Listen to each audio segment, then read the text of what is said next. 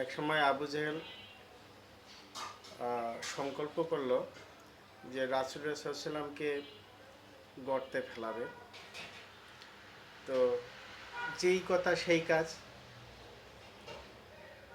আবু জেহেল রাসূলুল্লাহ সাল্লাল্লাহু আলাইহি ওয়াসাল্লাম যে রাস্তা দিয়ে চলাচল করেন, তো ওই রাস্তার মাঝখানে একটা বিশাল গর্ত করেছেন, যে রাসূলুল্লাহ সাল্লাল্লাহু আলাইহি ওয়াসাল্লাম যখন ওই রাস্তা দিয়ে আসবেন, গর্তের মধ্যে পড়বেন, আবু জেহেল খুশি হবে। তো আবু জেহেল গর্তটা খুঁড়ে তার উপর দিয়ে খেজুর পাতার ছাউনি দিয়ে তার উপর আবার মাটি দিয়েছেন, এবং এমনভাবে সেট করেছেন যে যাতে সাধারণ মানুষ দেখতে না পায়। এমন সময় প্রতিদিন রাসূলুল্লাহ সাল্লাল্লাহু আলাইহি ওয়াসাল্লাম ভোরবেলা ওঠেন এবং কাবায় গমন করেন। তাই রাসূলুল্লাহ সাল্লাল্লাহু আলাইহি ওয়াসাল্লাম ভোরবেলা উঠেছেন, তো তার মতো করে রাসূলুল্লাহ সাল্লাল্লাহু আলাইহি ওয়াসাল্লাম কাবায় গমন করেছেন, নামাজ পড়ার জন্য তিনি সেখানে গেছেন। তো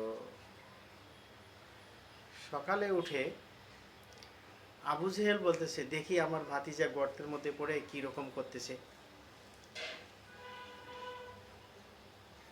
তো আবু জেহেল যখন ঘর থেকে বের হয়ে গর্ত খুঁজতেছিল, তো গর্ত তো খুঁজে পায় না, যে কোন জায়গায় গর্ত খুঁজছে, গর্ত খুঁজে পায় না। তো গর্ত খুঁজতে যেয়ে ওই নিজেই গর্তের মধ্যে পড়ে গেছেন। তো এখন এদিক দিয়ে ওই দিক দিয়ে যখন কোনো লোক যায়, তো আবু জেহেল অনেক চেষ্টা করেছে গর্ত থেকে ওঠার, কিন্তু গর্ত থেকে ওঠার কোনো কৌশল বা কোনো চেষ্টাই সফল হয়নি। তো ওই দিক দিয়ে যখন কোনো লোক যায়, তখন ওই গালি দিত, হ্যাঁ কে গর্ত করছে, খারাপ একটা কথা বলে গালি দিত। তো দেখে, তারপরে যখন দেখে যে আবু জেহেল গর্তের মধ্যে পড়ে আছে, তখন সে, চাচা কি আপনি? আরে বেটা, আগে গালি দেস তারপরে চাচা বলিস, আমাকে উঠা। তো আল্লাহর কথা হলো, আবু জেহেল যে গর্তে পড়েছে তাকে সমস্ত পৃথিবীতে প্রকাশ করে দেওয়া। এখন আল্লাহ জিবরাইল সালামকে বললেন, যাও, যে ব্যক্তি আবু জেহেলের সাথে সম্পর্ক করবে তার হাতের সাথে আর আবু জেহেলের হাতের সাথে ফাঁক রাখো। তো জিবরাইল সালাম বললেন, আল্লাহ, আধা হাত ফাঁক রাখলে চলবে? আল্লাহ বললেন, হ্যাঁ, আধা হাত ফাঁক রাখলেই চলবে। এখন যে লোকেই আবু জেহেলকে উঠাবার জন্য হাত বাড়িয়ে দেয়, তার হাত থেকে আবু জেহেলের হাত আধা হাত ফাঁক থাকে।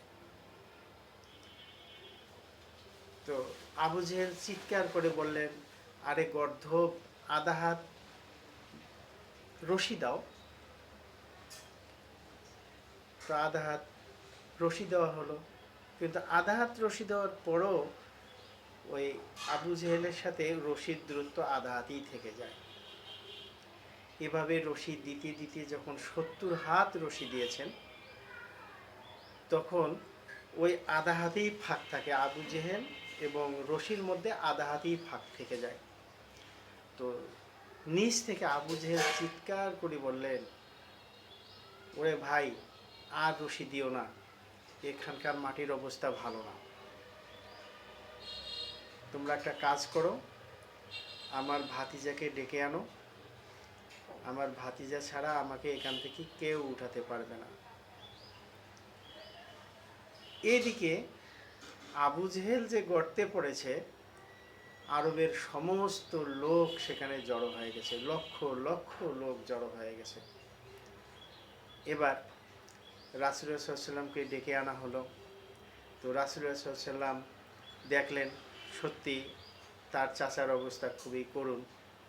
তো রাসূলুল্লাহ সাল্লাল্লাহু আলাইহি ওয়াসাল্লাম উপর থেকে নিচের দিকে তাকিয়ে বললেন যে, চাচা তুমি এখন বুঝতে পারছো? আবু জেহেল বলছেন, হ্যাঁ ভাতিজা, বুঝতে পারছি। তো রাসূলুল্লাহ সাল্লাল্লাহু আলাইহি ওয়াসাল্লাম বললেন, তা তুমি এখন কলেমা পড়ো।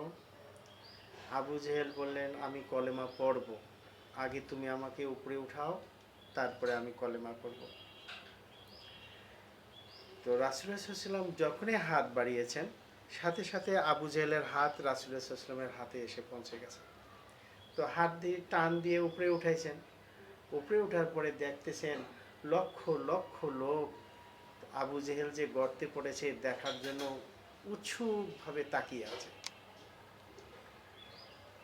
তো এখন আবু জেহেলের লেগেছে লজ্জা।